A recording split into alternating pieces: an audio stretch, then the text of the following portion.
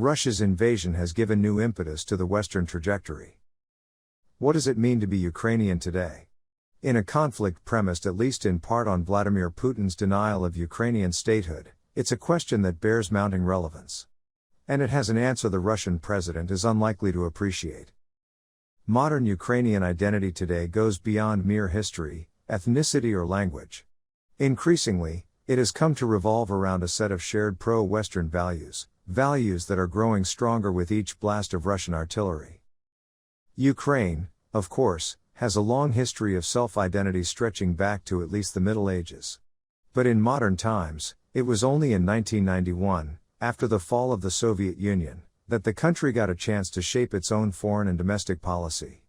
And in the years since, a series of developments has ensured that their direction turned away from Moscow and toward the West. Until the mid-2000s, Ukraine pursued a multi-vector foreign policy, seeking partnerships with both Western countries and the Russian Federation, while remaining a neutral non-bloc state. But then came Ukraine's Orange Revolution and the election of Viktor Yushchenko, a Western-oriented politician, as president in 2005. During Yushchenko's 5-year presidency, Ukraine took a turn toward Europe, as the country aimed at entry into partnerships like the European Union and NATO. Though these efforts didn't receive much popular support at the time, especially in the country's eastern and southern regions, where support for Russia stayed strong, it was, nevertheless, during his period that Ukraine began to develop genuine democratic traditions and distance itself from the authoritarian political culture of the post-Soviet space.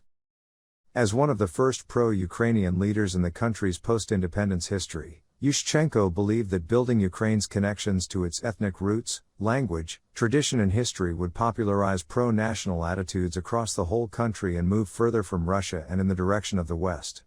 And so his government launched a broad spectrum of scientific, educational and cultural work aimed at restoring the country's national memory and identity as distinctly Ukrainian.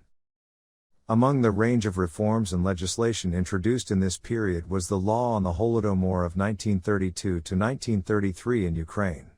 Adopted in 2006, it officially recognized the man-made famine in Soviet Ukraine as a genocide of the Ukrainian people, signaling a shift away from the mainstream version of events that was promoted by Russia for years, undermining a one-sided view of history.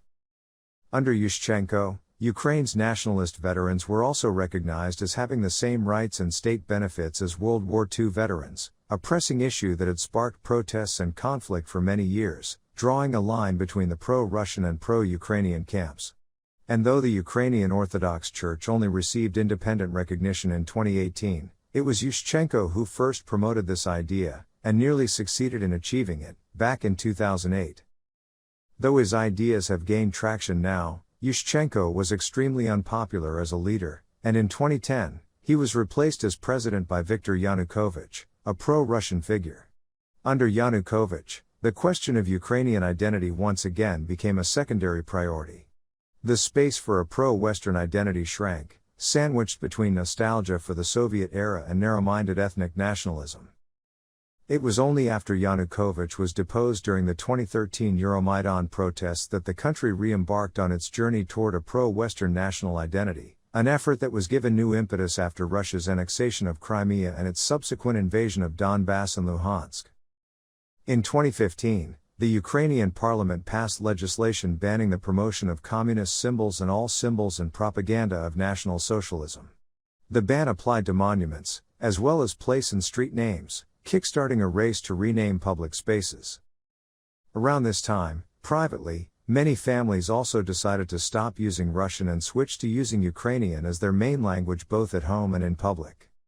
The government also adopted a range of laws promoting Ukraine's language, officially making Ukrainian the only language accepted in the public service sphere in 2019.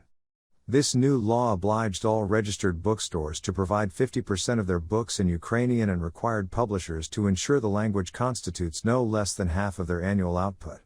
All announcements, posters, tickets, brochures and informational material, all audiovisual information in museums and exhibitions now have to be in Ukrainian. The Ministry of Culture and Information Policy even launched several flash mobs to popularize the language. Looking at public polls, in 2019, 61% of respondents favored such state support for the language. But in the more Russian-speaking regions in the south and east, this was still outweighed by concerns over the status of the Russian language.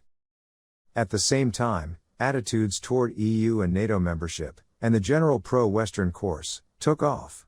Survey data from 2021 shows that in a possible referendum on NATO membership, 59% would vote in favor, up from 30% in 2014, right after the annexation or Crimea. Only 28% were against membership in the Western Alliance. And now Russia has invaded Ukraine. There can be no question as to the impact of the war on public opinion. The assault and the brutality that has followed has further cemented the idea of Ukraine as something distinct from Russia, and as a nation with a pro-Western destiny. The war is doing what the country's political parties have never been able to do, providing a clear vision of what it means to be Ukrainian, uniting the country in the goal of a free and prosperous Ukraine, as part of Western civilization. Across the country, more and more are people self-identifying as Ukrainians, even in the traditionally Russian-speaking areas, which have come under the harshest attack. Being Ukrainian today is broader than simply being a member of a specific ethnic group, speaking a certain language or belonging to a nation. It has expanded to encompass all those who share the values of freedom, peace, equality and democracy, who are looking to protect their land and culture and give their lives for those they love if necessary.